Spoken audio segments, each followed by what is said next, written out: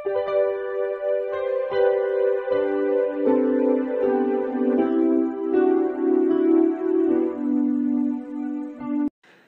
Students, প্রথমেই UK educational টিপসের পক্ষ থেকে তোমাদের সকলকে স্বাগত জানাই। পশ্চিমবঙ্গ উচ্চ মাধ্যমিক শিক্ষা সংসদের দ্বাদশ শ্রেণীর 2024 সালের জীববিদ্যার লাস্ট মিনিট সাজেশন হিসাবে বেশ কয়েকটি প্রশ্নোত্তর আজকের ভিডিওতে দেওয়া হয়েছে। তোমরা দেখো এবং তৈরি করে নাও। ভেরি ইম্পর্ট্যান্ট প্রশ্নোত্তরগুলো, অতি সংক্ষিপ্ত প্রশ্নোত্তর। এখানে প্রত্যেকটা প্রশ্নের মান 1 অথবা 2, 1 নম্বরেও আসতে পারে, আবার 2 নম্বরেও আসতে পারে। তাহলে দেখো, আবার 3 নম্বরেও কেটে কেটে প্রশ্ন 1+2 যদি থাকে তাহলে 3 নম্বরেও আসবে। প্রথম প্রশ্ন দেখো, বহুভ্রূণতা বা পলিএমব্রায়োনি কি? উদাহরণ দাও। একটি ডিম্বকে বা বীজে একাধিক ভ্রূণ উৎপন্ন হলে তাকে বহুভ্রূণতা বা পলিএমব্রায়োনি বলে। উদাহরণ হচ্ছে পাইনাস, সাইকাস, লেবু প্রভৃতি। নেক্সট 2 নম্বর প্রশ্ন, অ্যাপোমিক্সিস কি?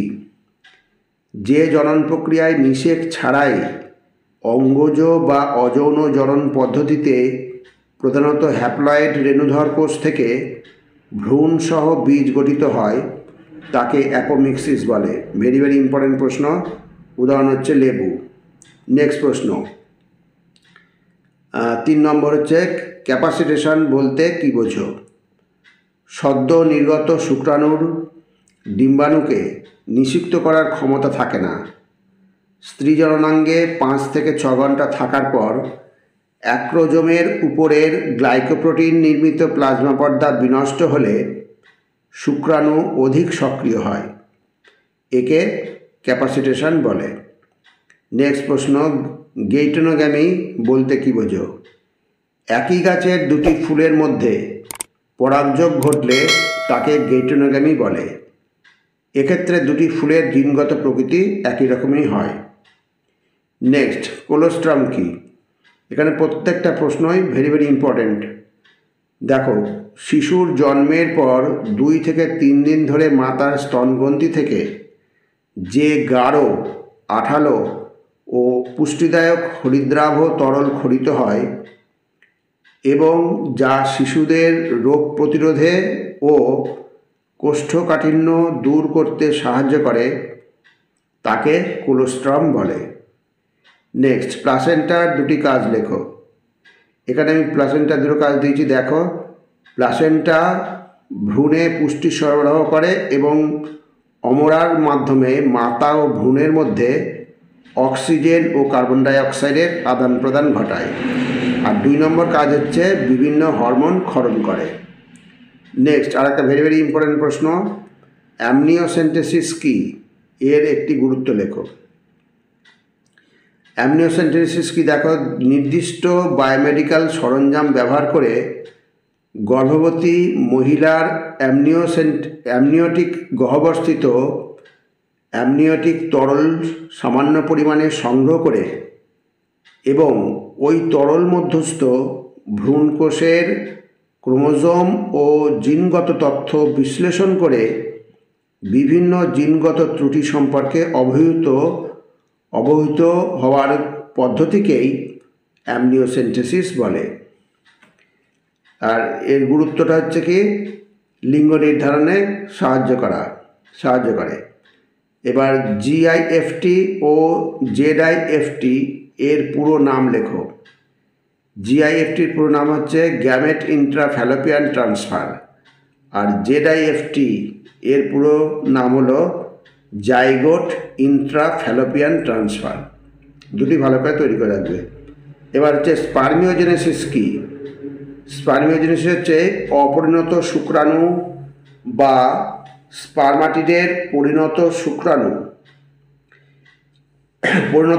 বা স্পার্মাটোজয়ে রূপান্তরিত হওয়ার ঘটনাকে। এখানে অপরিণত শুক্রাণু বা স্পার্মাটিডের পরিণত শুক্রাণু বা স্পার্মাটোজোয়ায় রূপান্তরিত হওয়ার ঘটনাকে স্পার্মিওজেনেসিস বলে। নেক্সট প্রশ্ন 10 নম্বর, সেন্ট্রাল ডগমা কাকে বলে? ভেরি ইম্পর্টেন্ট প্রশ্ন। ডিএনএ থেকে প্রতিলিপিকরণের ফলে জিনবস্তু অপত্য ডিএনএতে সঞ্চারিত হয়। ডিএনএ থেকে ট্রান্সক্রিপশন ও ট্রান্সলেশনের দ্বারা আরএনএ ও প্রোটিন সংশ্লেষিত হয়। ডিএনএ থেকে জিনবস্তুর প্রবাহ, প্রোটিনে রূপান্তর এবং চারিত্রিক বৈশিষ্ট্যের প্রকাশের পর্যায়ক্রমিক ঘটনাকে সেন্ট্রাল ডগমা বলে। নেক্সট, আর একটা ভেরি ইম্পর্টেন্ট প্রশ্ন, পাখির লিঙ্গ কিভাবে নির্ধারিত হয়? পাখিদের দেহে দুই প্রকার যৌন ক্রোমোজোম থাকে, জেড ও ডাব্লিউ। যদি জেড জেড ক্রোমোজোম বিন্যাস হয় তবে সেটি হবে পুরুষ পাখি, আর অন্যদিকে ক্রোমোজোম বিন্যাস যদি হয় জেড ডব্লিউ তবে সেটি হবে মহিলা পাখি। সুতরাং ক্রোমোজোমের উপস্থিতির উপর নির্ভর করে পাখিদের লিঙ্গ নির্ধারিত হয়। এবার 12 নম্বর প্রশ্ন দেখো, একটি অটোজোমীয় বংশগত রোগের উদাহরণ দাও, এর কারণ কি? ভেরি ইম্পর্টেন্ট প্রশ্ন। একটি অটোজোমীয় বংশগত রোগ হলো থ্যালাসেমিয়া। এটা প্রচ্ছন্নধর্মী, থ্যালাসেমিয়া রোগটা হচ্ছে প্রচ্ছন্নধর্মী অটোজোমী রোগ। আলফা থ্যালাসেমিয়ার ক্ষেত্রে 16 নম্বর ক্রোমোজোমের 2টি কিংবা 1টি আলফা জিনের ক্ষয় হয়। এবার 13 নম্বর, প্লিওট্রপি কাকে বলে, উদাহরণ দাও। একাধিক বৈশিষ্ট্য যখন একটি মাত্র জিন দ্বারা নিয়ন্ত্রিত হয় তখন সেই ধর্মকে ওই জিনের প্লিওট্রপি বলে। উদাহরণ, মানুষের পিকেইউ অর্থাৎ ফিনাইল কিটোনিউরিয়ার জন্য দায়ী জিনটি হল প্লিওট্রপির উদাহরণ। নেক্সট প্রশ্ন, পলিজেনিক উত্তরাধিকার কাকে বলে, একটি উদাহরণ দাও। একাধিক জিন যখন একটি মাত্র চরিত্রকে নিয়ন্ত্রণ করে বা তা বংশ পরম্পরায় সঞ্চালিত হয় তখন তাকে পলিজেনিক উত্তরাধিকার বলে। উদাহরণ হচ্ছে মানুষের চর্মের বর্ণ পলিজেনিক উত্তরাধিকারের উদাহরণ। নেক্সট, আর একটা ভেরি ইম্পর্টেন্ট প্রশ্ন, মেটাস্টাসিস কি? প্রত্যেকটাই ভেরি ইম্পর্টেন্ট প্রশ্ন। ক্যান্সার কোষগুলি যখন উৎপত্তিস্থল থেকে রক্ত বা লসিকার মাধ্যমে সমগ্র দেহে ছড়িয়ে পড়ে তাকে মেটাস্টাসিস বলে। নেক্সট প্রশ্ন দেখো, জিনপুল বলতে কী বোঝো? একটি প্রজাতির অন্তর্গত সমস্ত জীবের জিনের সমষ্টিকে জিনপুল বলে। নেক্সট, জিন ফ্রিকোয়েন্সি কি? যে সংখ্যক জিন কোনো একটি জিনপুলে থাকে তার সংখ্যানুপাতিক মানকে ওই জিনের ফ্রিকোয়েন্সি বলে। নেক্সট, আর একটা সুন্দর প্রশ্ন, লোফার সিনড্রোম কি?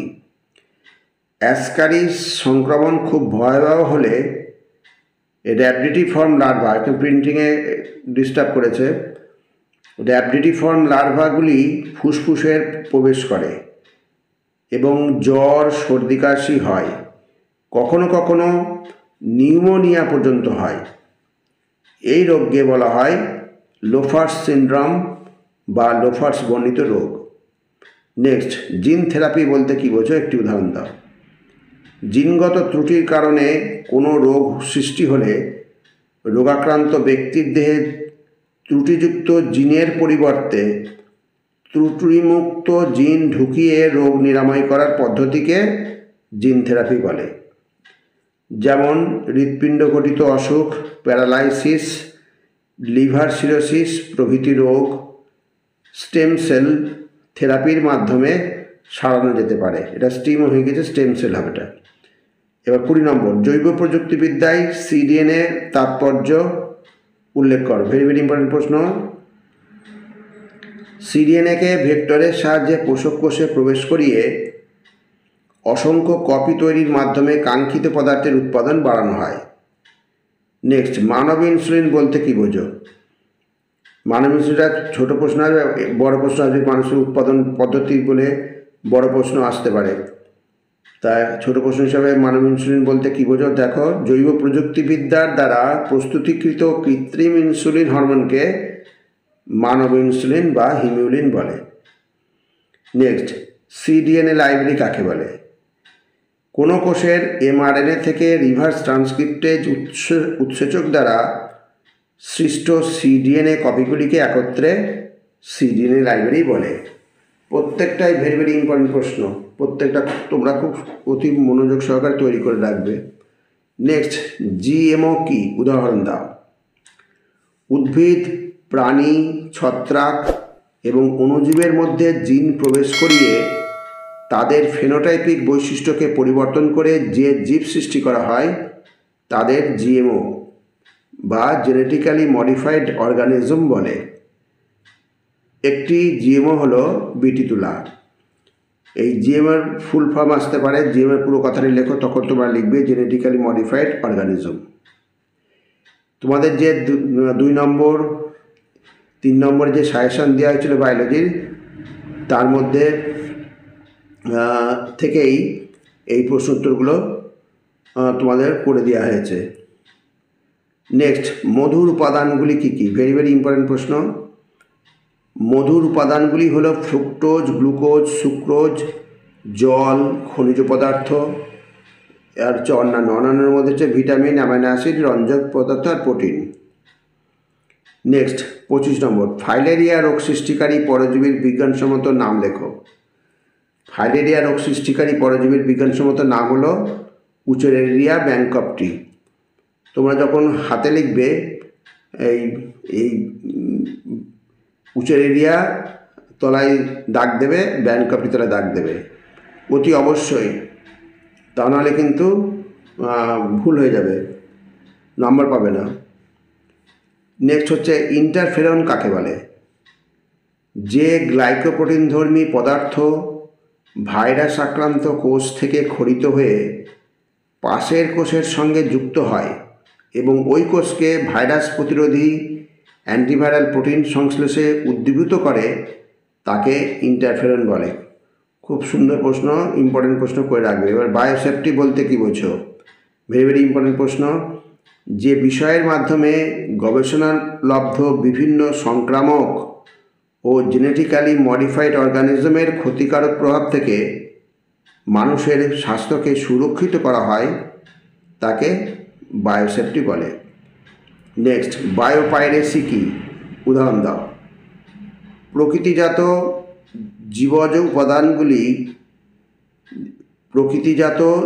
জীবজ উপাদানগুলি থেকে আধুনিক প্রযুক্তিবিদ্যা প্রয়োগের মাধ্যমে নতুন উপাদান উৎপাদন করে প্রকৃত উৎপাদনকারী দেশ বা জাতিকে আর্থিকভাবে বঞ্চিত করার ঘটনাকে বায়োপাইরেসি বলে। আর এখানে তাহলে বায়োসেফটি, বায়োপাইরেসি দুটো দেওয়া হল, আর একটা দেওয়া হয়নি, ওটা এড়িয়ে গেছে, ওটা বায়োপেটেন্ট। বায়োপেটেন্টটা তোমরা খুব ভালো করে করবে, এই 3টি ভালো করে করবে। এবার নেক্সট, রেড ডেটা বুক কি? IUCN কর্তৃক প্রতিষ্ঠিত সার্ভাইভাল সার্ভিস কমিশনের উদ্যোগে রচিত বিলুপ্ত বা বিপদগ্রস্ত উদ্ভিদ ও প্রাণীর তথ্য সংবলিত পুস্তককে রেড ডেটা বুক বলে। এবার নেক্সট প্রশ্ন, ভেরি ভেরি ইম্পর্টেন্ট প্রশ্ন, জৈব বিবর্ধন কাকে বলে বা বায়োম্যাগনিফিকেশান? উদাহরণ দাও। কোনো অভঙ্গুর দূষক পদার্থ যখন খাদ্যবস্তু বা অন্যান্য মাধ্যমে খাদ্য শৃঙ্খলের নিম্ন থেকে উচ্চ স্তরের জীবদেহে ক্রমান্বয়ে সঞ্চিত হয় এবং উচ্চ ট্রফিক স্তরে সঞ্চয়ের মাত্রা সর্বাধিক হয় তাকে জৈব বিবর্ধন বা বায়োম্যাগনিফিকেশান বলে। যেমন খাদ্য শৃঙ্খলের পুষ্টিস্তর বরাবর ডিডিটির সঞ্চয় ভালো করে মনে রাখবে। আর ডিডিটির পুরো নামটা মনে রাখবে, ডাইক্লোরোডাইফেন ট্রাইক্লোরোইথেন। এইবার হচ্ছে বায়োমের সংজ্ঞা দাও। এটা ছোট প্রশ্ন, দুরকমভাবে আসতে হবে, ছোট বড়। যে নির্দিষ্ট জলবায়ুযুক্ত অঞ্চলকে সেই অঞ্চলের উদ্ভিদ ও প্রাণীগোষ্ঠী দ্বারা চিহ্নিত করা হয় সেই অঞ্চলকে বায়োম বলে। যেমন পৃথিবীর শীতলতম বায়োম হলো তুন্দ্রা বায়োম। নেক্সট, ইমাস্কুলেশন বলতে কী বোঝো? আর একটা ভেরি ভেরি ইম্পর্টেন্ট প্রশ্ন। যে পদ্ধতিতে উভয়লিঙ্গ ফুল থেকে পরাগধানী পরিণত হওয়ার আগেই পুংকেশরগুলিকে অপসারণ করা হয় বা পরাগরেণুকে নিষ্ক্রিয় করা হয় তাকে ইমাস্কুলেশন বলে।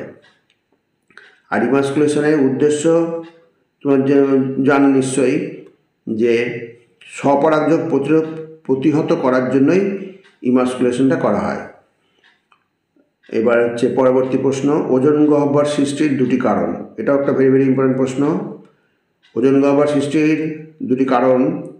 তার মধ্যে প্রথম কারণ হচ্ছে রেফ্রিজারেটর, পলিমার শিল্প ইত্যাদি থেকে সিএফসি অর্থাৎ ক্লোরোফ্লোরোকার্বন ওজোন গহ্বর সৃষ্টির অন্যতম কারণ।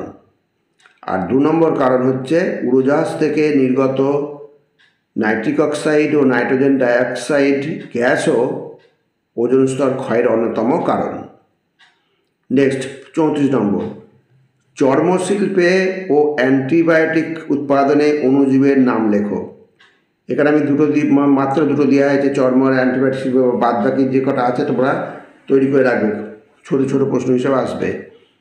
চর্মশিল্পে ব্যবহৃত ব্যাকটেরিয়া হলো ব্যাসিলাস সাবটিলিস, আর অ্যান্টিবায়োটিক উৎপাদনে ব্যবহৃত ব্যাকটেরিয়া হলো স্ট্রেপ্টোমাইসিস গ্রিসিয়াস।